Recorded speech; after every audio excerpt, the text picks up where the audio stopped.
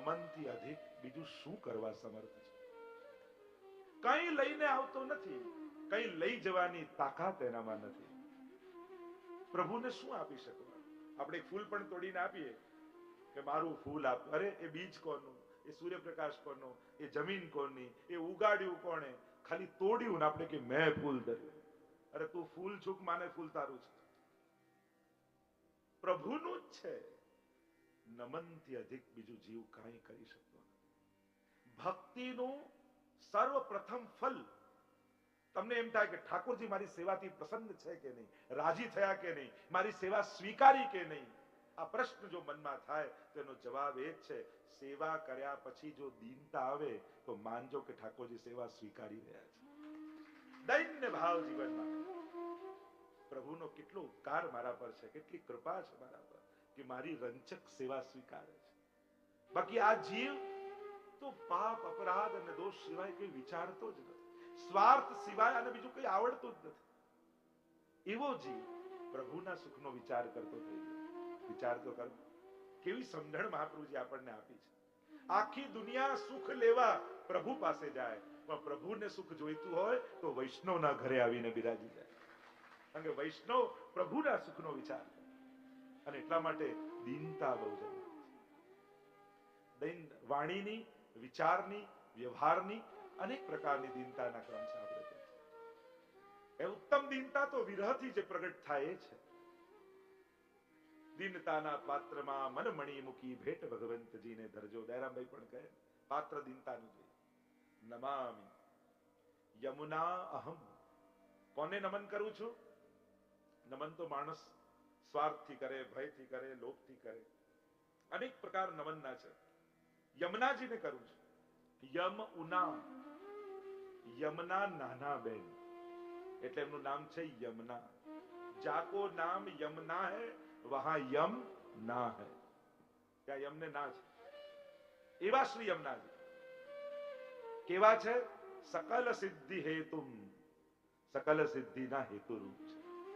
હવે આ સકલ સિદ્ધિઓ કઈ? અષ્ટ સિદ્ધિ, નવનિધિ, એ સકલ સિદ્ધિ? આ સકલ સિદ્ધિઓ આચાર્યોએ ટીકામાં અલૌકિક સિદ્ધિઓ બતાવી છે. થોડી થોડી ચર્ચા કરીશ, બહુ વિસ્તાર કરીશ તો ઘણો સમય જશે. પહેલી સિદ્ધિ યમુનાજી, સાક્ષાત પ્રગટ નેત્રોથી ભગવદ લીલાના દર્શન થવા. આ પહેલી સિદ્ધિ. શ્રી યમુનાજીનું આરાધન જે જીવ કરે, યમુનાજીનું નામ જે લે, યમુનાજીનું પાન જે કરે, યમુનાજી પહેલી સિદ્ધિનું દાન આપે છે. આ જ નેત્રોથી પ્રગટ લીલાના દર્શન થાય. લીલાઓ નિત્ય છે, અને જ્યારે નેત્રો અલૌકિક થાય, નયનન પ્રગટ લીલા દિખાવે. 41 પદમાં પણ કહ્યું. કોઈ કે સંભવ છે? હા, સંભવ છે, થઈ શકે છે. પુષ્ટિ ભક્તિની એ જ વિશેષતા છે ને. અહીંયા કોઈ આપણે મર્યા પછી ગોલોક નથી જવું, એ કે આપણું ફલ થોડી છે. આપણે તો જીતા જીવંત આજ દેહથી ઠાકોરજીનો અનુભવ કરીને જવું છે. આપણે ઉધારના વાયદા નથી. વિબુધવાન છે વાસ વસુમતી ઉપરે, શ્રી વલ્લભ કુંવરની ટહેલ કરવા. દેવતાઓ પણ ભૂતલમાં આવવાની ઈચ્છા રાખે છે, અને આપણને સ્વર્ગે જવું છે. એ લોકો ઈચ્છા શું રાખે કે ભૂતલ પર વૈષ્ણવ કુળમાં અમને જન્મ મળે તો આ દેહથી ભગવત સેવા અમારી થાય. અને એટલા માટે આપણે તો આ જ આંખે એને જોવો છે, આ જ કાને એની વેણું સાંભળવી છે, આ જ હાથે એને ગોદમાં લેવો છે. અને લો છો જ, તમે જુઓ છો જ, બસ પ્રગટતાનો અનુભવ નથી. પણ હું તો માનું છું અહીંયા જેટલા બેઠા છે એને ક્યારેક ને ક્યારેક થોડી ક્ષણ માટે પણ ઠાકોરજીનો સ્વાનુભાવ જરૂર થયો છે. ક્યાંક કોઈને હસતા અનુભવ થયા છે, ક્યાંક કોઈને રડતા કે ઉદાસ દેખાશે ઠાકોરજી. ક્યારેક કંઈક પ્રભુ નારાજ થયા હોય, ક્યારેક કંઈક માંગી રહ્યા હોય. ગિરિરાજજીનો, મહાપ્રભુજીનો, યમુનાજીનો, ઠાકોરજીનો, અહીંયા બેસેલા દરેક વૈષ્ણવને નાનો મોટો કંઈક અનુભવ તો જરૂર હશે. આપણે કોઈ કપોલ કલ્પનાની વાત નથી કરતા, આપણા બધાનો તો અનુભવ છે. આપણે તો રોજબરોજની સેવામાં કેટલા કેટલા પ્રકારથી એ પ્રભુના સ્વાનુભાવનો, એ પ્રભુના સાક્ષાત અનુભવ આપણે કરીએ છીએ. સ્વાનુભાવનો અનુભવ છે જ બધા. તો આ જ નેત્રોથી પ્રગટ લીલાના દર્શન થવા, અને ઘણા વૈષ્ણવ પર કૃપા થાય, અને બધું જ સંભવ છે, બધું જ થઈ શકે છે. અવિશ્વાસો ન કર્તવ્યમ સર્વથા બાધકસ્તુ સહ. તમને એમ થાય અમે તો દોષોથી ભરેલા અને અમે અપરાધથી ભરે. ઘણા તો એટલા કોન્ફિડન્ટ હોય કે મારા પર તો કૃપા થાય જ નહીં. તો આવો ખોટો આત્મવિશ્વાસ રાખવાની જરૂર નથી. હું તો હંમેશા કહું, મનોરથ કરો ને તો આપણા સામર્થ્ય પ્રમાણે નહીં, ઠાકોરજીના સામર્થ્યનો વિચાર કરીને કરો. કે જેના માટે મેં મનોરથ વિચાર્યો છે એ પ્રભુ મારો સર્વસમર્થ છે, અને એને કોઈકને લાભ આપવો હોય તો દિવસો ફેરવતા ક્યાં વાર લાગે? એને વરસાદ પડતા વાર લાગી? એમને અહીંયા કરવું જ તું ઠાકોરજીને, તો પ્રભુ સંજોગ કરી દીધા. સીઝન ન હોય તોય થઈ જાય. તો પ્રભુને સામર્થ્ય આપવું હોય તો ક્ષણની પણ વાર નથી. અને એટલા માટે મનમાં મનોરથ કરવામાં પોતાની સામે ન જોતા ઠાકોરજી સામે જોઈને મનોરથ કરજો. જો પ્રભુને તમારો મનોરથ ગમી જશે તો તમને સામર્થ્ય આપતા એને ક્ષણની પણ વાર નહીં લાગે. નમામિ યમુનામહં સકલ સિદ્ધિ, સકલ સિદ્ધિના હેતુરૂપ પ્રગટ નેત્ર. પ્રગટ એ લીલાનો રસાનુભવ, આ બીજી સિદ્ધિ છે. એ લીલા રસનો અનુભવ જીવને થાય. અને આજે પણ ઠાકોરજી યમુનાજીની કૃપાથી થાય. કણકણમાં ભગવત દર્શન થાય. એવા 4 પ્રકારની સિદ્ધિઓની ચર્ચા કરી છે. તો નમામિ યમુનામહં સકલ સિદ્ધિ હેતુ મુદા. નમન કરું છું પણ રડતા રડતા નહીં, આનંદપૂર્વક. તમે સેવા માટે તૈયાર થાવ, ગમે તેટલા સારા વસ્ત્રો પહેરો, પણ સેવા માટે જવા માટે સૌથી પહેલી તૈયારી શું જોઈએ? હસતો ચહેરો, મુદા પ્રસન્નતા. પ્રસન્નતા વગર ઠાકોરજીને સેવામાં આનંદ નથી થતો. ક્લેશ સાથે, ઉદાસીનતા સાથે, ક્રોધ સાથે ક્યારે પણ પ્રભુ સન્મુખ એ રીતે નહીં જાય. ઉદાસી આવે નાથને વ્યાપાર સરીતું જણાય. એ તો બાળક છે, બાળકની સામે કોઈ જોર જોરથી રડવા લાગે ને તે રડવા લાગે. બાળકનો સ્વભાવ એવો. એટલે વૈષ્ણવતાનો પહેલો શણગાર મુખમાં સ્મિત. વૈષ્ણવ કોણ છે? જેના મુખમાં સ્મિત હોય, કંઠમાં પ્રભુના ગીત હોય અને હૃદયમાં ઠાકોરજીની પ્રીત હોય, એ જ વૈષ્ણવ છે. હસતો ચહેરો જોઈને ટ્રેનમાં બી ઘણી વાર લોકો આજુબાજુ આવે ને, એનો ચહેરો હસતો જોઈને ખબર પડી જાય. આપણે પૂછીએ તમે વૈષ્ણવ લાગો છો ને, એનું મુખનું સ્મિત કઈ આપે. ગોકુલનાથજીના વચનામૃતમાં પહેલું વચનામૃત છે, હરિરાયજી વચનામૃત કરે, વૈષ્ણવ કો સદા પ્રસન્ન રહે. સદા પ્રસન્ન રહે. કારણ પ્રસન્નતા, જો અત્યારના સમયમાં હસતો ચહેરો જોઈ માની નહીં લેવું કે આ સુખી છે, અને રડતી આંખો જોઈને માની નહીં લેવું કે આ દુખી છે. પ્રસન્નતા જુદી વાત છે. પ્રસન્નતા પ્રગટે એ તો ભીતરથી બહાર આવે. બાકી તો ઘણાએ હસતા ચહેરા રાખી બરોબર, લાફો મારીને ગાલ લાલ રાખવા જેવી વાત. પણ આપણે તો નિત્ય ઠાકોરજીના શરણે જનારા, પ્રભુ જાગતાની સાથે પ્રભુને જગાવીએ અને મંગળાના દર્શન કરનારા. અને એ જે દર્શન પ્રભુના મુખારવિંદનું, એ આનંદાત્મક સ્વરૂપ, એ માધુર્યાત્મક સ્વરૂપનું જે દર્શન કરે, એના જીવનમાં તો સદાય આનંદ. અને એટલા માટે વૈષ્ણવ સદા પ્રસન્ન રહે. મુદા સદા પ્રસન્નતા પૂર્વક શ્રી યમુનાજીને નમન કરું છું. એવા યમુનાજી મુરારી પદ પંકજ સ્ફુરદ અમંદ રેણુ ઉત્કટામ. મુરારી શબ્દનો પ્રયોગ કર્યો છે. અર્થ કરતા કહ્યું મુરારી પદ એટલે ચરણ, પંકજ એટલે કમળ. મુરારી પદ પંકજ સ્ફુરદ અમંદ રેણુ ઉત્કટામ. જેમાં જલ કરતા પણ મુરારીના ચરણ કમલની રજ અધિક છે, એવા શ્રી યમુનાજી. મુરારી શબ્દનો વિશેષ રૂપે પ્રયોગ થયો. કારણ કે વેણુ ગીતમાં પણ જ્યારે નદીઓની નદ્યસ્તદા તદુપધારે મુકંદ ગીતમ આવર્ત લક્ષિત મનોભવ ભગ્ન વેગાહ આલિંગનમ સ્થગિત મુર્મિ ભુજૈર મુરારે ગૃહણંતિ પાદ યુગલમ કમલોપહારા. વેણુ ગીતમાં પણ ગોપીજનો કહે છે, આ મુરારી પ્રભુ જ્યારે યમુનાજીના તટ પરથી પધારે છે, અને પ્રભુની ચાલ કેવી છે? હંસ જેવી ચાલ, મરાલા હંસ જેવી ચાલ. એક ચરણ ઉપાડે, પાછો બીજો પધરાવે, પાછો બીજો ઉપાડે, આમ હંસ ચાલતા. એટલે યમુનાજીના તટ પરથી જ્યારે મુરારી પ્રભુ પધારે ત્યારે નદ્યસ્તદાત તુપધારે મુકુંદ ગીતમ આવર્ત લક્ષિત મનોભવ ભગ્ને વેગાહ આલિંગનમ. પોતાની લહેરો રૂપી ભુજાને લાંબી કરી કરી પ્રભુના ચરણ પકડવાની કોશિશ કરે, પણ પ્રભુના ચરણોનો સ્પર્શ થાય નહીં. અને પ્રભુ આપણા આંગણે પધારે તો આપણને થાય કંઈક તો ભેટ ધરીએ. યમુનાજીના તટ ઉપર આવ્યા એટલે યમુનાજીને થયું કે શું ભેટ ધરું? તો કે કમલોપહારા. એટલે ઠાકોરજી ચરણ ઊંચું કર્યું હોય ત્યારે પોતાની અંદર ભ્રમર પગટાવી અને યમુનાજી કમળ ઉછાળે, અને પ્રભુનો ચરણ જ્યાં પધરાવા જાય ત્યાં નીચે કમળ આવી જાય. ફરી બીજો ચરણ ઉપાડે, ફરી ભ્રમર પ્રગટાવે અને કમલોપહારા. પ્રભુ જ્યાં જ્યાં ચરણ પધરાવતા જાય ત્યાં ત્યાં કમળો યમુનાજી પધરાવતા જાય. તો આ મુરારી શબ્દનો પ્રયોગ ત્યાં પણ કર્યો છે, અહીંયા પણ કર્યો. કેમ મુરારી શબ્દ? તો વિશેષ વિચાર કરીને મૂકવામાં આવ્યો. પ્રભુના અનેક નામ છે, ન કૃષ્ણ કયા, ન ગોપાલ કયા, ન નંદનંદન કયા, પણ મુરારી. અને આ મૂર નામનો દૈત્ય એ નરકાસુરનો પહેરેદાર હતો. ભૌમાસુરની કથા આવે છે ને, 16,000 કન્યાઓને કેદ કરીને રાખી હતી અને પાણીની વચ્ચેનો કિલ્લો હતો અને એમાં આ મૂર નામનો દૈત્ય રક્ષા કરતો. દૈત્યઃ પંચશિરાજલા, 5 મુખવાળો. એની પણ ઘણી ચર્ચા છે. આ 5 વસ્તુ હોય ને તીર્થોનું ફળ ન મળે. નાસ્તિકો અચ્છિન્ન સંતય હેતુનિષ્ઠ છે. તો એ પ્રતિબંધ દોષરૂપ છે. ભગવાન અને ભક્તને મળવામાં આ મૂર પ્રતિબંધ છે. અને પ્રભુ આ મૂરને મારે એટલે પ્રભુનું નામ પડ્યું મુરારી. એટલે કેવા પ્રભુના ચરણ કમલની રજ છે કે જે ભક્તિમાં આવતા સઘળા પ્રતિબંધોને નિવૃત્ત કરી દે છે. એવી રજ શ્રી યમુનાજીના તટ ઉપર.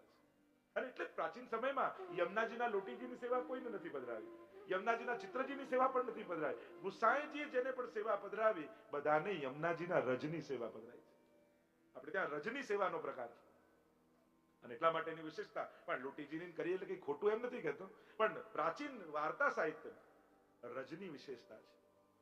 અને વ્રજમાં રેણુર મધુરો, મહાપ્રભુજી મદ્રાષ્ટકમાં કહ્યું, આટલા સ્થાનોમાં પ્રભુની રજ સદાય છે. એ રજની મહત્તા છે.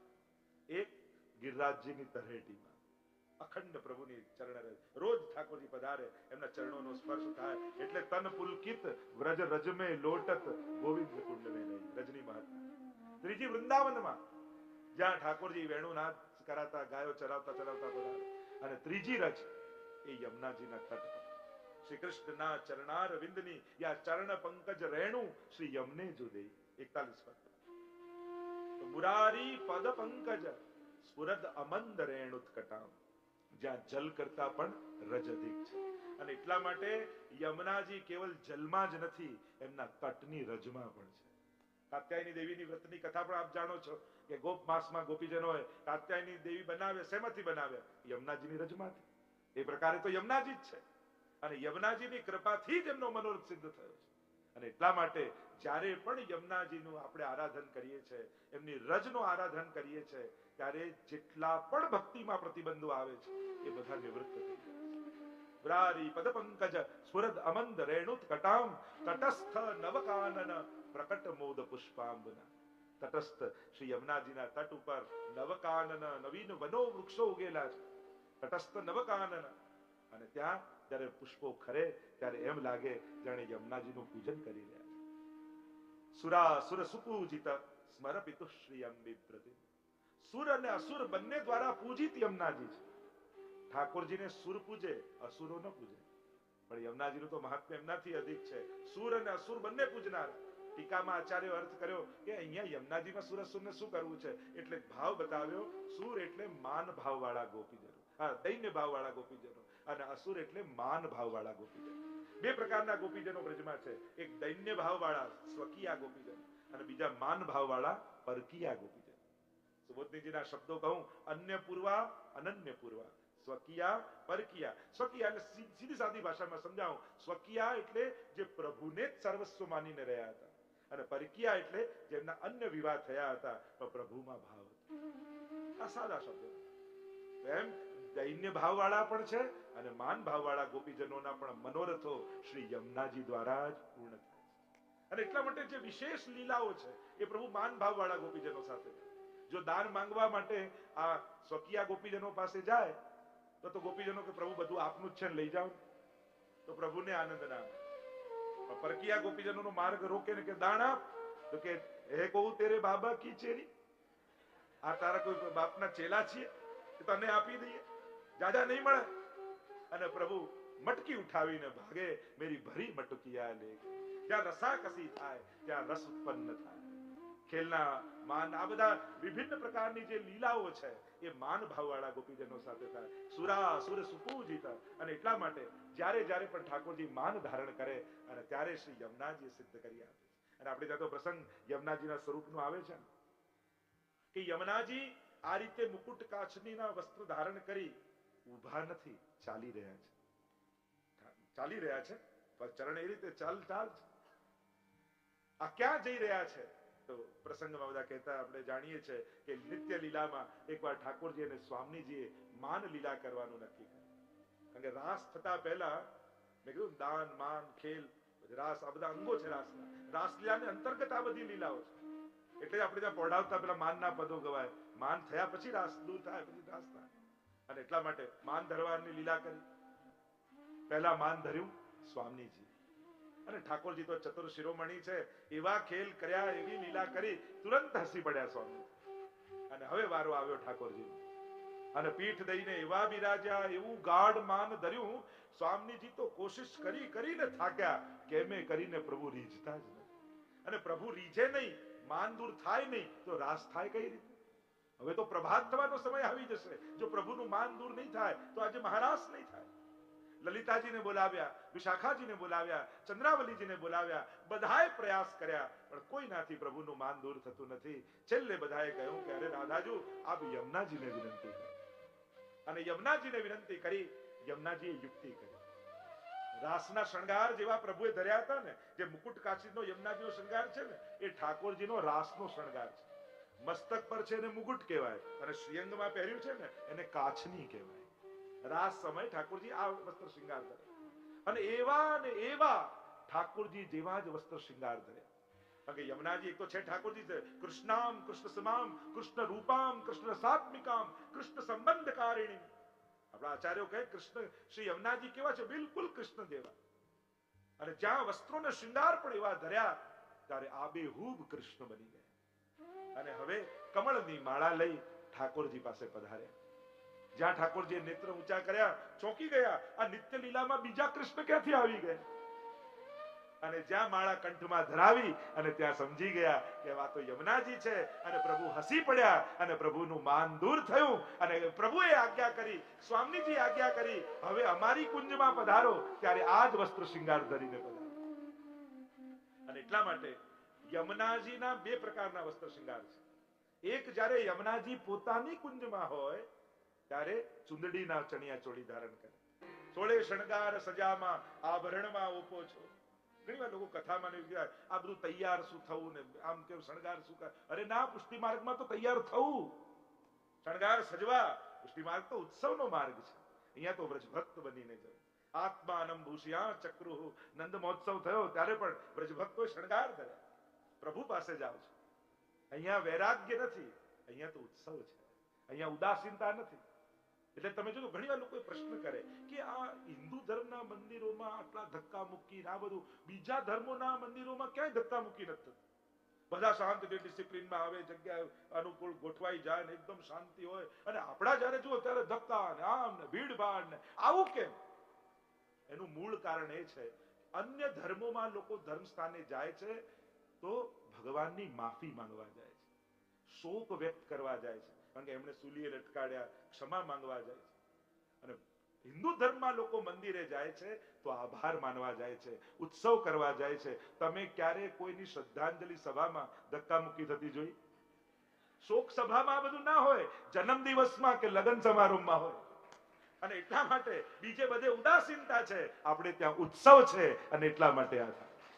હું તો હંમેશા કહું, દરેક વારને તહેવાર બનાવવો હોય ને તો ઘરે ઠાકોરજી પધરાવી લેવા. તમારો દરેક વાર તહેવાર બની, નહીં તો આ વ્યવહારમાંથી જ ઊંચા નહીં આવો. આ વ્યવહારમાં જ આપણે એવા અટવાઈ જઈએ. ઘણી વાર લોકો પાછું એ બહુ ધારણા, સોમવારે તો અહીંયા જવું પડે, મંગળવારે અહીંયા જવું પડે, બુધવારે અહીંયા જવું પડે, ગુરુવારે તો અહીંયા જવું જ પડે, શુક્રવારે આમ, શનિવારે તેલ, રવિવારે પાછું લોકોને એવું બધું હોય. કોણે એવું કહ્યું કે દરેક વારે ભગવાન બદલવા? અરે વારો નીકળી જશે, વારે બદલશો તો. यह नित नेम यशोदाजू मेरे तिहारे ही लाल लड़ावन. અમારે તો બારે માસ પ્રતિ પલ એ યશોદા તારા લાલનને લાલ લડાવવું, એ જ અમારું તો લક્ષ્ય છે. આ દરેક વારે ક્યાંથી ભગવાન બદલાય? શ્રદ્ધા બદલાય. અને ભગવાન કોણ? જે આપણું પહેલું કામ કરી આવે આપણો ભગવાન. લોકોની તો વ્યાખ્યા એટલી સહેલી છે, ક્લિયર કટ છે. જેના થકી આપણું કામ થઈ જાય ભગવાન. તમારે કામ વાળો જોઈએ છે કે ભગવાન જોઈએ છે? નક્કી કરી લો. કહો છો તમે માલિક છો, સ્વામી છો, અને જ્યારે જાઓ ત્યારે બે ચાર કામ બતાવી ના. તો કામ કરવા જોઈએ કે કરાવવા જોઈએ? શું કરવું જોઈએ? તમે જ બોલો છો, ભાઈ ધ્યાન રાખજો. આ પણ ક્યારે કરશો? માલિક ઘરે હશે તો આજ્ઞા કરશે ને. જેના ઘરમાં ધણી જ નથી એને શું આજ્ઞા થાય? લોકો કે ઠાકોરજી પધરે તો ડર લાગે. અરે બચાવનારો નથી ત્યાં સુધી જ ડરવાનું. બચાવનારાને ઘરમાં પધરાવી લીધો, હવે તો નિર્ભય થઈ જવાય. ડરવાનું તો એને જેના ઘરે પ્રભુ ન હોય. કેમ કે તમને બચાવનારું કોણ? હવે પ્રભુ છે, હવે નિશ્ચિંતા. કારણ મારો રક્ષક, મારો નાથ, મારો સ્વામી મારા ઘરે બિરાજે. ગમે તેવા સંકટો આવી જાય, મારો પ્રભુ પ્રતિપલ મારી રક્ષા કરે. પણ હા, પ્રભુની એક આદત બહુ ખરાબ છે. બધાની મદદ કરે પણ કોઈને ખબર ન પડવા દે કે મેં તારી મદદ કરી. અને આ આદતને કારણે આપણને એમ લાગે કે ઠાકોરજી શું કર્યું, પ્રભુ ક્યાંથી આવે? અરે એ સુદામાને આપે કુબેરનો વૈભવ, પણ સુદામાને કહે નહીં કે મેં તને આપ્યું છે. આ તો પ્રભુની ઉદારતા છે. આ તો આપણે સમજવાનું કરનારો ઠાકોરજી છે. તો જે ચર્ચા આપણે મૂળ વાત પર આવીએ. સુરાસુર સુપૂજિત સ્મરપિતુ શ્રીયમ વિપ્રતિમ. કેવી શોભા યમુનાજીની છે? સ્મરપિતુ શ્રીયમ વિપ્રતિમ. સ્મર એટલે કામદેવ, પિતુ એટલે એના પિતા. આપણે ત્યાં પ્રદ્યુમ્નજી એ સાક્ષાત કામદેવનો અવતાર છે, પ્રભુના પુત્ર, એટલે કે સ્મરપિતુ. અને એટલે જ વસંત પંચમી હોય ત્યારે કળશનું પૂજન થાય. એ પ્રદ્યુમ્નજીનો પ્રાગટ્ય દિવસ, અને પ્રાગટ્ય દિવસ છે, અલૌકિક કામદેવનું પ્રાગટ્ય છે, એટલા માટે એનું પૂજન થાય છે. અને આપણે ત્યાં કામ શું છે? પુષ્ટિ માર્ગે હરે દાસ્યમ ધર્મો અર્થો હરિરેવહી કામો હરિર દિદૃક્ષૈવ. ભગવાનને જોવાની ઈચ્છા એ જ ભક્તનો કામ છે. અને એટલા માટે સ્મરપિતુ, કામદેવના પિતા શ્રી કૃષ્ણ, શ્રીયમ બિભ્રતિમ, એની શોભાને ધારણ કરવા વાળા, એટલે કે સાક્ષાત ઠાકોરજી સ્વરૂપ શ્રી યમુનાજી છે. એટલે જો મૂળ વાત હું કરતો હતો, મુકુટ કાચનીનો શણગાર એ યમુનાજી ધારણ કર્યો. પોતાના કુંજમાં હોય ત્યારે ચુંદડીએ ચટકાળ્યામાં ચુંદડીના ચણિયા ચોળી ધારણ કરે છે. અને એટલા માટે ખટરીતુની વાર્તામાં ચતુર્બુદ્ધદાસજીને દ્વાદશ નિકુંજના દર્શન કરાવ્યા. એમાં જ્યારે યુગલ સ્વરૂપ યમુનાજીની કુંજમાં પધાર્યું ત્યારે એમની કુંજ કેવી છે? હેત કરી દેત શ્રી યમને વાસ કુંજે. કેવી કુંજ છે? તો કે બે પ્રકાર, એક ચુંદડીની અને બીજી સોના ઉપર મીનાકારી કરે. અને એમાં શ્રી યમુનાજી યુગલ સ્વરૂપને કુંવારાનો ભોગ ધરે છે. એવું દ્વાદશ નિકુંજની વાર્તામાં છે. તો મુકુટ કાચરીના અનેક પ્રસંગો છે. તો પહેલો પ્રસંગ તો આ જ મુકુટ કાચરી ઠાકોરજીની શોભાને ધારણ કરી અને પ્રભુ જેવા બન્યા, માન દૂર કર્યું.